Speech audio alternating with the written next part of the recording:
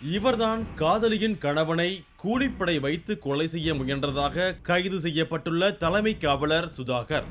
தேனியை எடுத்த கூடலூர் குள்ளப்ப கவுண்டன்பட்டியை சேர்ந்த சாமி என்பவரின் மனைவி சுகந்தி. 13 வருடங்களுக்கு முன்பு சாமியை காதலித்து திருமணம் செய்து கொண்ட சுகந்திக்கு ஒரு மகன் உள்ளான். இந்த நிலையில்தான் சுகந்தியை தனது காதல் வலையில் வீழ்த்தியுள்ளார் தலைமை காவலர் சுதாகர். விளையாட்டு ஆடைகள் தயாரிக்கும் கடை நடத்தி வரும் சாமிக்கு மனைவி சுகந்தியின் நடத்தையில் சந்தேகம் எழுந்ததால் அவரை கண்டித்துள்ளார். மேலும் மனைவி சுகந்தியை தனியாக வெளியே செல்லவும் அனுமதிக்கவில்லை.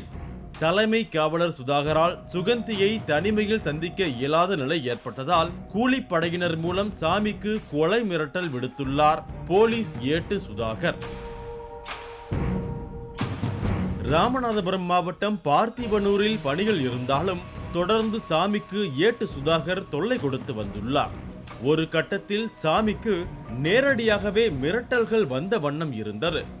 மனைவி சுகந்தியை வெளியே விடாவிட்டால் தீர்த்து கட்டிவிடுவதாக ரவுடிகள் பகிரங்கமாக மிரட்டத் தொடங்கினர். இதுகுறித்து ஆடியோ ஆதாரத்துடன் காவல்துறையில் புகார் அளித்தார் சாமி.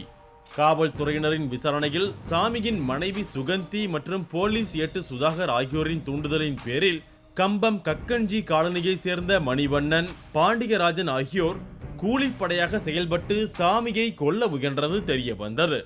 இதையடுத்து காதல் போதையில் கொலை முயற்சியில் இறங்கிய ஏட்டு சுதாகர், கணவருக்கு துரோகம் செய்த சுகந்தி, கூலிப்படையை சேர்ந்த மணிவண்ணன், பாண்டியராஜன் ஆகிய 4 பேரையும் காவல்துறையினர் கைது செய்து நீதிமன்றத்தில் ஆஜர்படுத்தி பிறகு சிறையில் அடைத்தனர். தவறான உடல் சார்ந்த தேடல் சமூகத்தில் உள்ள நற்பெயரை கெடுப்பதோடு சிறைக்குள்ளும் தள்ளும் என்பதற்கு சான்றாக நிகழ்ந்திருக்கிறது இந்த சம்பவம். பாலிமர் செய்திகளுக்காக கம்பம் செய்தியாளர் ஃபரீஷ்.